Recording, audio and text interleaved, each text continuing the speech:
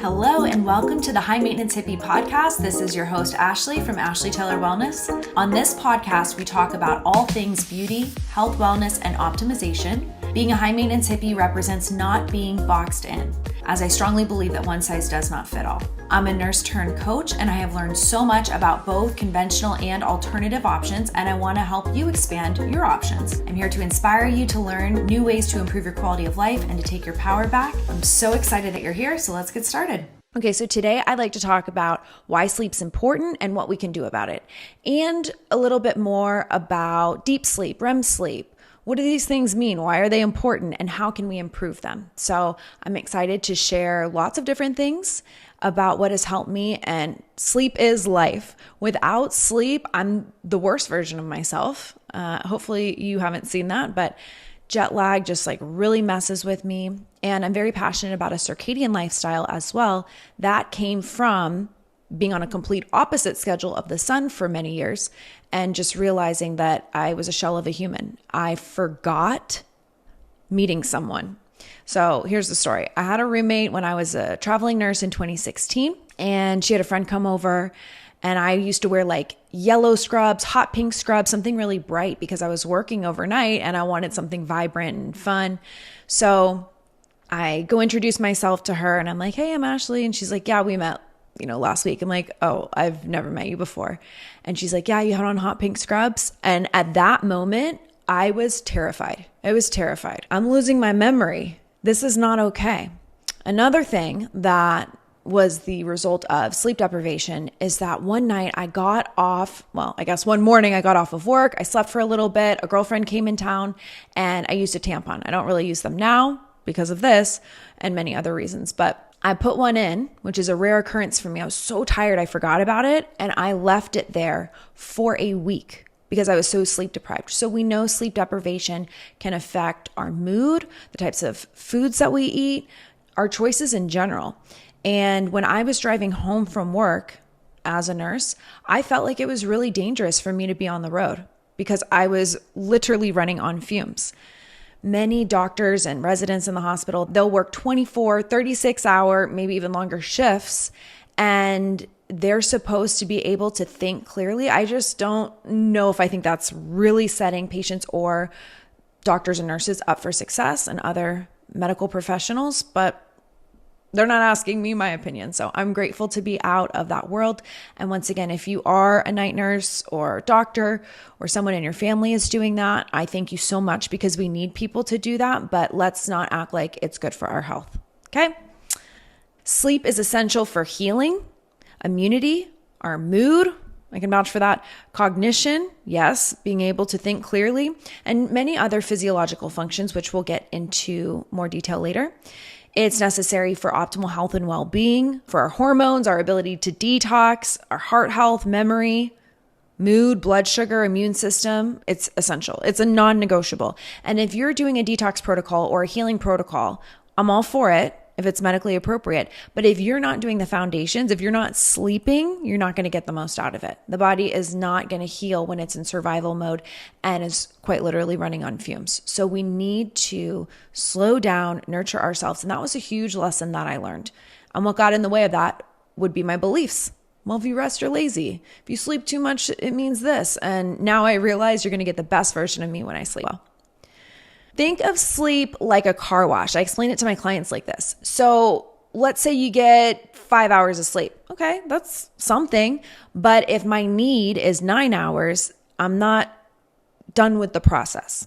And there are sleep stages that we go through each night, which I'll talk about in just a few. And when we go through these stages, they all serve a purpose. So when we're skipping out or cutting corners, we're going to pay for it later. And in a car wash, let's say you go into the car wash and you get all sudsy, and then 3/4 of the way through the car wash, you just get out. I mean, I guess the car is cleaner because it has soap on it, but the process was not finished. Think of it like that for sleep, especially with deep sleep and the lymphatic system and the draining of toxins out of the brain into the lymphatic system. It's very, very important that we get enough sleep. And I think we all know that, but to really understand what it's doing to us is helpful. I mentioned being a night shift nurse, and something from the IARC, which stands for International Agency for Research on Cancer, classifies shift work as a group 2A carcinogen, which means that it is probably carcinogenic to humans. Why? Because of the disruption in our circadian rhythm. And high maintenance hippie, I mean, we are not separate from nature. I know that I get my lashes done. I love a manicure.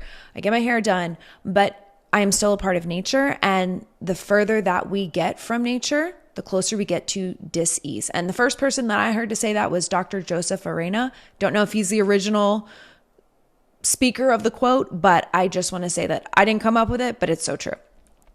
And because of the disruption in our circadian rhythm, it has also been linked to an increased risk of breast cancer. And I don't know about you, but I've seen a lot of people getting breast cancer. So whatever I can do, whatever is within my control, I'd like to do so that I'm not dealing with these issues later. You know, people think if they can cut corners now, they won't pay for it later. I have been a nurse long enough to see people where that's not going to be my approach. No, thank you. And as always, do what's right for you. According to a blog from the CDC, which I will link in the show notes, there is an even higher risk of having carcinogenic outcomes, meaning cancer causing, if the person works 3 hours between midnight and 5 a.m. That was me. Frequent night work, meaning 3 or more nights per week overnight. That was me. Long-term night shift work, 10 plus years. I didn't make it that far, but I'll tell you after 3, I was a shell of a human. So we're all different. And then also beginning night shift work in early adulthood, which is specified as before age 30. So that was also me. Now, the body can heal, the body can repair, but we have to train it, especially if you're on the opposite schedule of the sun. So that may not be the case for you. I know a lot of listeners are parents and moms, and that's incredible. What I've heard from Dr. Michael Bruce, who is a sleep doctor, he said to think of it about sleep cycles per week. So if you can't get 8 hours through the night, that's okay. Just try to get it when you can. A lot of people say to nap when the baby naps, but that's not an area of expertise for me. It's just things that I've heard about. I do think that that's my biggest concern about having children. Like, sleep is so important to me. What will I do? I don't want to be a maniac, and I don't want to be the worst version of myself and then be around my children. But I think people figure it out, and our bodies are amazing. And, that's why it takes a village. So I'm not afraid to ask for help if and when that time comes. So what's getting in the way of good sleep? Our lifestyle, for sure. And we'll get into that. But here's an interesting perspective that a lot of clients have shared, especially moms. They're saying yes all day to other people. Yes, yes, yes. And it's almost like their inner child, or like a piece of them is like, you know what? I've said yes to everybody else all day. This is my time to say yes to me. And it may not be the healthiest thing because we're staying up, but it feels rebellious for a lot of people in a good way when they're feeling like they have to do what the world and everyone else wants of them. And for other people, it's not that. It's just that it's the only time they get time to themselves, because they haven't figured out how to yet create that in their day. And that's also something that I work with clients on. Everyone's different, so you can't make blanket generalizations. However, there is a lot that's within our control. And sometimes having someone who's able to look at the same situation with you can give you a different perspective. So my top tips for better sleep. 1, exercise during the day. If you exercise too closely to bedtime, it's going to increase your resting heart rate, which will affect sleep. So if you're going to exercise during the day, morning, early afternoon, maybe early evening, as long as that feels right for you. I don't exercise early evening in the winter because it gets dark so early, so I stick with morning workouts, but I definitely sleep better when I'm consistently moving my body and exercising. So we know that that's good for us, but we also know that it's going to help sleep. The other is morning light first thing. This is free. Go outside. And if you're someone who wakes up before the sun rises, then I'll share my top tip for that. But basically, I will wear my blue blocker glasses. I use Raw Optics, and I have a code. It's Ashleytaylorwellness. I will use the amber ones or the yellow ones. These are a little bit easier to see through, but these literally block all the blue light. And I'll put them on until the sun comes up, and then I'll go outside and watch the sunrise. Even if you can't see the sun, or even if it's cloudy, it's still beneficial because it's signaling through our eyes to produce melatonin later in the day and a lot of other hormones and functions. And it's so, so, so important to get that morning light, especially if you've had an erratic sleep schedule. So consistent wake time, getting morning light, exercising in the morning, all of those things are free. Okay. The next would be to turn off all overhead lights. Think about it like this. Whenever I'm confused, because you hear so many different things, it's like, well, what did people do back in the day? They didn't have overhead lights. They had fireplaces. So if you have any floor lamps, those could work, but you want to make sure that you're using incandescent bulbs or something that is more of that amber color versus something that is bright and fluorescent, like the smart bulbs. I don't use those for many reasons. One major reason is because they are terrible for our mitochondria, which is responsible for creating energy, and I want to feel my best. So if you can get incandescent bulbs, I would use those. I believe they're starting to phase those out, but get them while you can. Another thing is that SaunaSpace has an incandescent bulb that is red, and I use that to simulate a fireplace in my living room. And instead of it being, on top of me, it's right on the table. And just think about, how would we consume light in nature? Were we looking at blue light at 9 p.m. or past dark back in the day? No.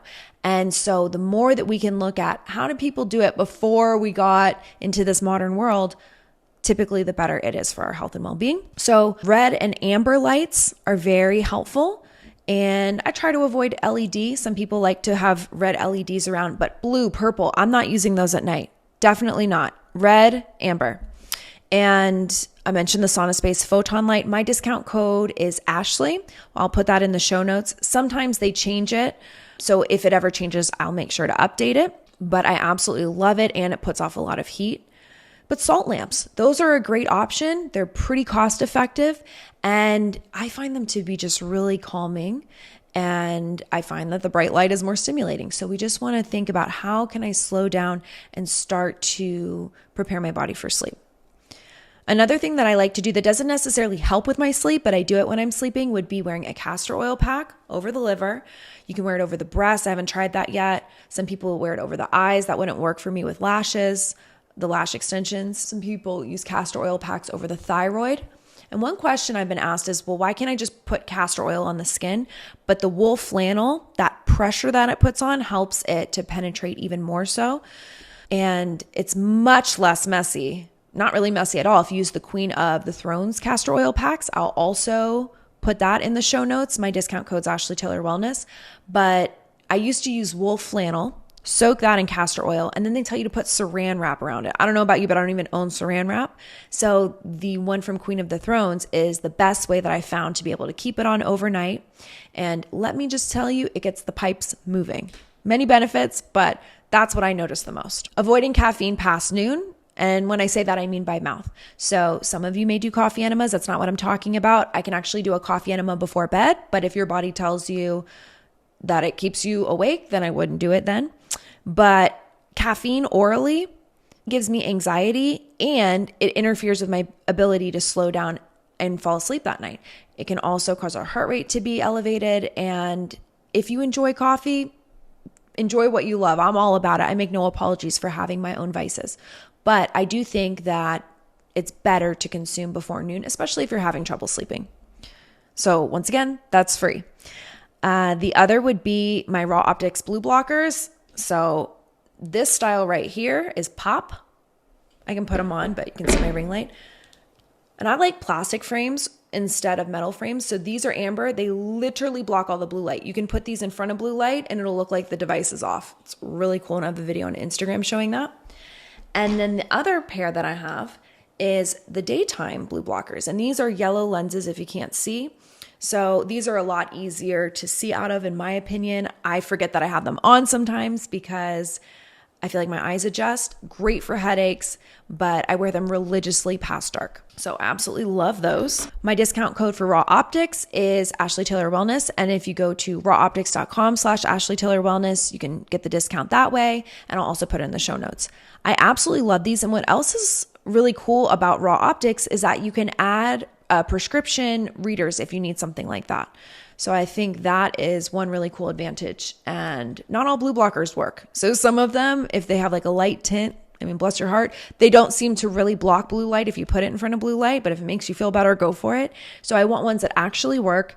And these are so durable. I throw them in my purse. I don't use my case, and they're very, very high quality and they work. So Love Raw Optics. I love the founder, Matt Maruka. He absolutely walks the walk and is just such an amazing resource on light and how it affects us. So absolutely love this company. Another thing that has really helped with my sleep is learning to stabilize my blood sugar. I would have never thought I had blood sugar issues because my A1C, which is the average of your blood sugar over 3 months, that was optimal. And so was my fasting glucose level in the morning. However, I was dropping low in the middle of the night. And I was able to connect the dots because my CGM, which I have from NutriSense, would show that my blood sugar dropped at a certain time, we'll say 2:30 a.m.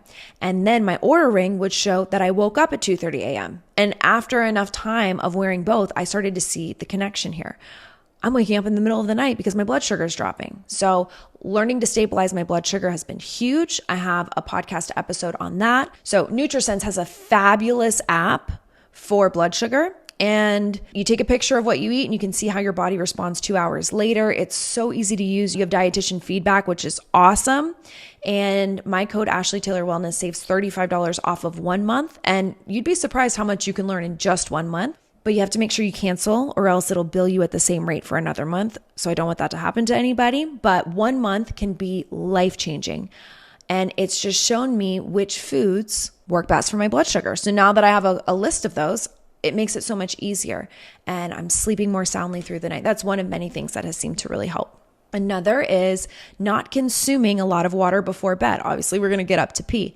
So I try to have 2 to 3 liters of water a day, and most of it I try to have before noon, just because then I get it in, but also I'm not peeing all night. So that's something to think about. Or you're having a big cup of tea before bed or something and you're waking up to pee. So if that's you, think about what you're consuming before bed. Another would be, and this is free, warm body, cool room. The ideal temperature for a lot of bedrooms, high 60s, we keep ours at 68. So we want a room that is cool, dark, and quiet. You don't want a lot of stimulating things like clutter or your computer for work or maybe even family photos if they stress you out. I want my bedroom to feel like a sanctuary, just for sleep, just for sex. Because if you associate your bedroom with other activities, it might be harder to fall asleep. As far as a bed, having a comfortable bed is so important. That's where we spend 1/3 of our life, in bed. So we want to have ideally a low tox clean mattress. I use a Samina bed. It's made from wood, wool, latex, very clean, not so comfy. Been to a few conferences and I've seen Essentia. They have organic mattresses and holy moly, it's like a Tempur-Pedic. It's so comfortable. They have several different ones. And the REM5 was the one I was in love with. There's no reason for me to buy a bed because we have this one, but oh my goodness, I cannot wait because that will be what I'm getting. I do use their pillows. I use the Comfort Latex pillow. I'll also put their link in the show notes if you want to check it out.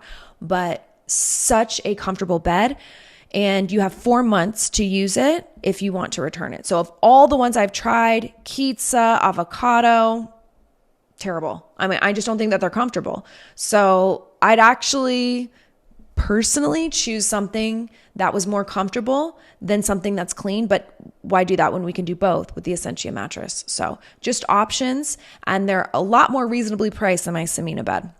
Another cool thing about my Samina bed, though, is that it's on an incline, 3% incline. So that helps facilitate drainage from the brain, from the glymphatic system into the lymphatic system, which happens when we're sleeping. And some people will just put risers under their headboard, and that seems to help a lot of people get the same effect without having to buy a whole new bed frame. So that's something, the glymphatic system that I've talked about on other episodes, I would look into it. It's a newer discovery. We have a lot of cognitive decline, Alzheimer's. What can we do to help improve our ability to be healthy, independent adults? And I'll tell you, sleep is one of those things. We want to avoid stimulating TV shows, anything stressful before bed for a few reasons. One, whatever we're thinking about the last 30 minutes before bed is going to marinate in our subconscious all night long. So choose wisely. And we're in theta state. Remember, I've talked about this before. Theta state happens about 30 minutes before bed, right as we're drifting off to sleep. And if we're watching something stressful, like a murder show or a show where someone's being cheated on, or just anything that isn't what you'd want to think about all night, probably not going to be good, especially if it increases the heart rate.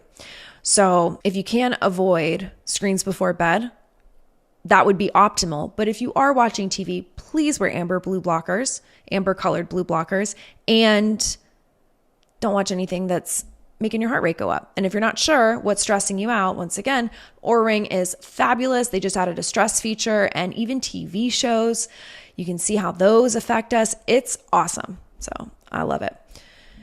Another thing that's really, really important is to keep your phone out of the bedroom if you can, especially if you reach for it first thing and people say, well, how will I wake up? You can get a clock. And if you're going to have it in your room, maybe keep it on airplane mode. Definitely keep it at least 6 feet from your body and your head.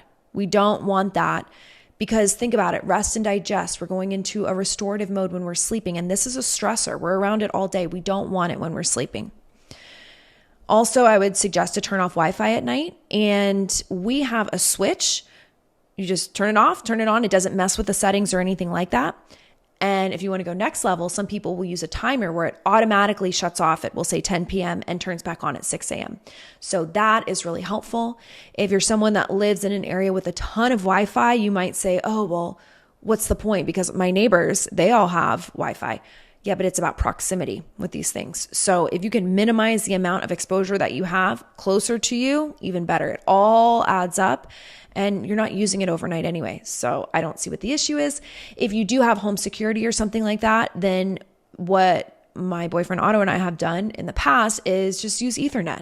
But Wi-Fi at night is a no-go. Let's talk about the Oura Ring and what it's assessing and what I've learned from it, because it is honestly the best tool ever. I got it in 2017. It started as a sleep tracker and it has since expanded. I could do a whole episode just on Oura, but it is able to assess total sleep, total time in bed, resting heart rate. There's even a graph that shows 4 resting heart rate patterns while we're sleeping, and I've posted this on my Instagram. Okay, so the 4 patterns are a hammock, which is ideal, which is where our heart rate's a little bit higher when we go to bed. It's lowest in the middle of the night, and then it's higher right when we wake up. But there are other patterns called uplands, the hill, and downward slope. Those all mean different things. So check out the post that I wrote on Instagram. I'll put it in the show notes. And if you have an Oura Ring, what does your sleep pattern look like? And it's just data. It doesn't change anything. A lot of people get stressed out by seeing this stuff. And I'm like, it doesn't change anything because we know about the data. We're just in our happy little bubble. So I'd rather know and make changes now. The metrics that the Oura Ring assesses on a nightly basis, total sleep, like I mentioned. So all sleep stages. It has 4 that it will categorize. So light sleep, REM sleep, deep sleep, and then awake if you're awake at all during the night. Most adults need 7 to 9 hours of sleep. It is different for everyone. We all have a different rhythm. Some people need 6 hours. Some people need 10 hours. It's different for everybody. So the goal is to say what's right for me and my body and my needs. And my sleep needs look very different from other people's. And I used to feel weird about it, but that's what works best for me. And I am such a happy person when I'm well rested. The Oura Ring also looks at efficiency, which refers to the percentage of time asleep compared to the time awake in bed. Ideally, 85% or better indicates that we have peaceful and restful sleep, but if it takes you longer than 20 minutes to fall asleep, it'll affect this score. Restfulness is also really cool. It looks at tossing and turning, wake-ups, excessive movement, getting up from bed in the middle of the night, and balancing my blood sugar with the CGM has made a huge difference there. And also a weighted blanket. I got mine from Therasage. My code is Ashleytaylorwellness. I'll also put that in the show notes. And I used a weighted blanket many years ago, but the materials were not clean, so I got rid of it. This one is made from bamboo and it has silver in it, so it helps block some EMF. I love it. I sleep with it every night. And my boyfriend Otto even got one for himself because he kept stealing mine. So that is something that I really love. And if you're listening to this in December of 2023, if you use the code Ashleytaylorwellness 20, it's 20% off until December 25th, which is Christmas. So they extended their sale. I would take advantage. I freaking love that blanket. Okay. REM sleep. It is associated with dreaming, with memory, consolidation, and creativity. We usually get our REM sleep in the second part of the night. So right before you wake up, you might notice you have vivid dreams and things like that. We associate that with REM sleep, and you can actually see which stage you're in on the Oura Ring and other sleep trackers. Typically, REM sleep is 5 to 50% of our sleep, but usually around 1.5 hours. Mine was 19% last night, and typically it decreases with age, as does deep sleep. But what can help improve REM sleep? I know that using cannabis can decrease REM sleep. So we also want to make sure that we have a regular sleep schedule and we avoid caffeine, alcohol, and stimulants 1 to 2 hours before bed. That's going to help with many different areas, but REM sleep as well. Deep sleep, that is the rejuvenating and restorative sleep. That is typically 0 to 35% of our total sleep. On average, most adults sleep 15 to 20% according to Oura, which is about 1 to 1.5 hours. This also often decreases with age. And something that I've noticed is when I supplement with melatonin and I don't take it orally, like I don't get it from CVS or anything like that, I think the type makes a big difference. The quality makes a big difference.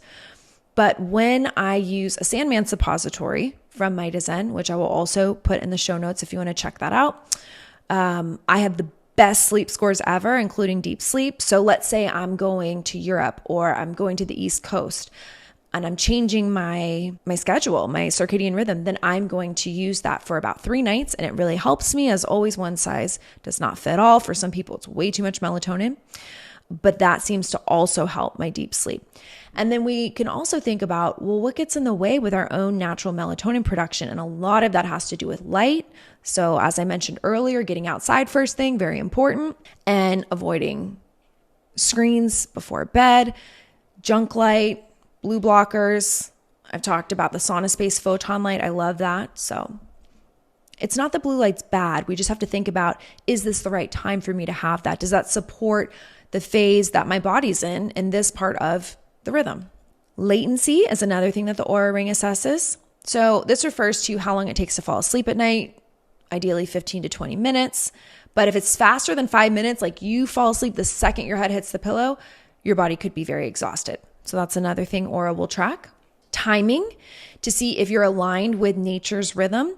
And it's going to look for the midpoint of your sleep, which is typically between 12 and 3 a.m. So let's say I go to bed at 9 p.m., I wake up at 5.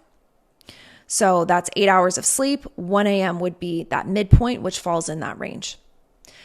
And another cool thing is your oxygen saturation. The nurse in me loves this. How many people have sleep apnea and they have no idea? And if we're not getting enough oxygen, that is going to affect our ability to feel our best, to have energy. I mean, oxygen is life, quite literally. So it'll let you know what your percentage is. And if for some reason it's below 93, you might, especially consistently, you might want to talk to your doctor about that, see if you benefit from a sleep study. Some people use CPAP machines. There are a lot of other interventions, but you want to make sure that you're breathing. Ideally, we're breathing through our nose, and some people mouth tape. I'm not into it because I put tallow on my skin and it just slides off. It doesn't stay because the tallow, it's made out of fat. So it doesn't stay on if I do mouth taping. And just because of some of the sexual events in my younger years, I don't want to have my mouth taped at night. But if you can be a nose breather, that typically is better. Mouth breathing, once again, could do a whole podcast episode just on that, but try to see if you have good nasal patency. And the way to do that, you plug one side and then the other side. So the left side's a little bit more open. Navage is also really great for sinus irrigation, but we need to make sure that we're breathing through our nose. And I did have a rhinoplasty in 2019. It was a revision, but I had a botched nose job and such a deviated septum that I was like such a mouth breather, and being able to breathe through my nose changed so much for me with sleep and with exercise. I'm like, it's amazing how I feel energized for this workout now that I can breathe. Imagine that. Another thing that we can do, this is also free, consistent wake time in the morning, seeing the sunrise and daylight immediately upon waking. If I wake up before the sun rises, like I mentioned before, blue blockers on, and it doesn't even matter if the sun's out or if it's cloudy. It's just about getting that light. So a lot of people think they're not getting the benefits if it's not bright light and it's a clear sky. No, it's about getting natural light first thing in the morning. And I think that is something we really underestimate because there's no billboard from the sun being like, hey, let me tell you about all the benefits. And what we're presented with would be a lot of things that can be sold to you. And I love products. I share my favorite products, but let's not skip over some of the most important things, and that would be nature. And then also, I had to train myself to sleep after being on that opposite schedule. So having a nighttime routine, which in health coaching, we call this a power down hour or a power down half hour. And we want to avoid things that are very stimulating at this time, whether that's to our heart rate and our stress, whether that's mentally. We want to really ease into our night of sleep. So things that we can do that do not require a screen: journaling, reading a book, taking a bath or a shower. Extra points for Epsom salt, because that is one of my favorite sleep tips ever. 2 to 4 cups of Epsom salt in a bath makes me feel like I took drugs. Like I am just so ready for bed. It's incredible. And many of us are magnesium deficient anyway, so it's a 2-in-1. Prepping for the next morning, I find that to help me have better sleep because I don't have to stress about like if I'll be ready for everything in the morning. Blackout curtains, great idea, especially if you live in the city. However, it can get in the way of morning light waking people up. But if I had to choose blocking out the light at night or having the sun wake me up, I would choose to block out the lights at night. It's that important. You can turn your Wi-Fi off at night. Meditation, gratitude, prayer, connecting with your partner, playing board games, just things that don't involve screens. We're on them all day. We can give ourselves 30 minutes without them and just try to do different things. And I'm sure you might have things that you enjoy that don't involve screens that aren't on this list. And then supplements. So I think that supplements are great, but we still need to figure out why we're not sleeping. I think light is one of the biggest things. Stagnation, a lack of movement, that's a huge one for me. Caffeine. But if you are interested in supplements, here are some to look into. As always, what is appropriate for one person may not be appropriate for another, and we all respond differently. So take these with a grain of salt and just know that one size does not fit all. But this is what I enjoy. Tranquinol by Premier Research Labs. It's not habit forming, and it's got passion flower, valerian root. I was like, this is not going to do anything. I take 3 capsules and I sleep so well. I really love that one. I don't take it a lot, but if I'm traveling or if I'm in a place that isn't my home, then I might need a little bit of help, and that's one I really love.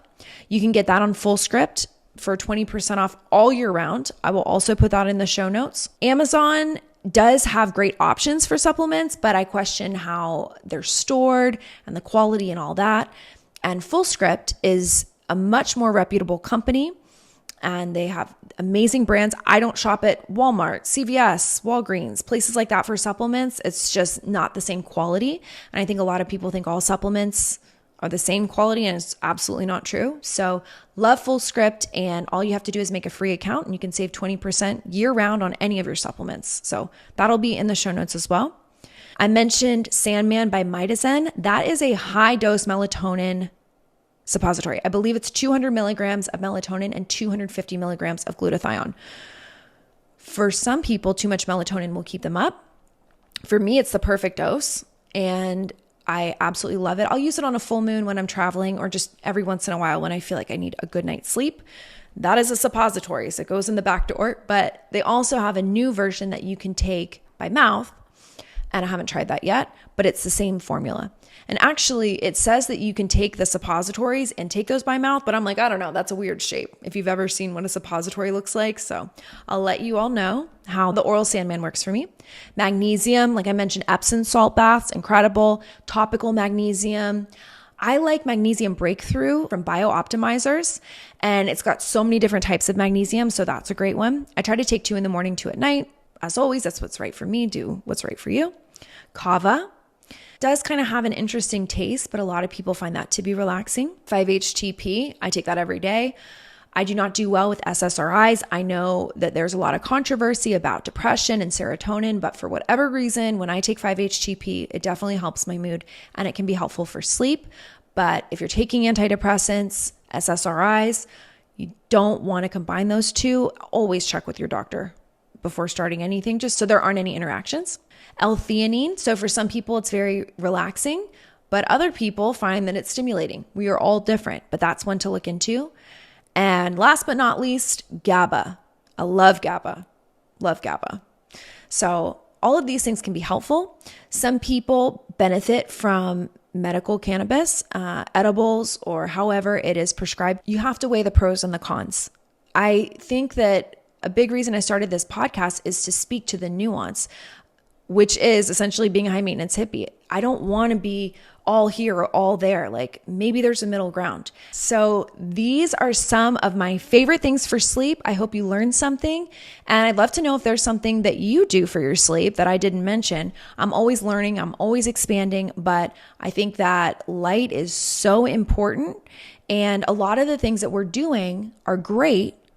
Eating a nourishing meal, exercising, maybe a different time of day would be helpful for certain things, like not exercising before bed. That doesn't make exercise bad. It's just, is there a better time to do it? Caffeine, it's not bad, but is there a better time to do it? All of the things that I've shared can help us have better sleep, and a circadian lifestyle is a huge part of that.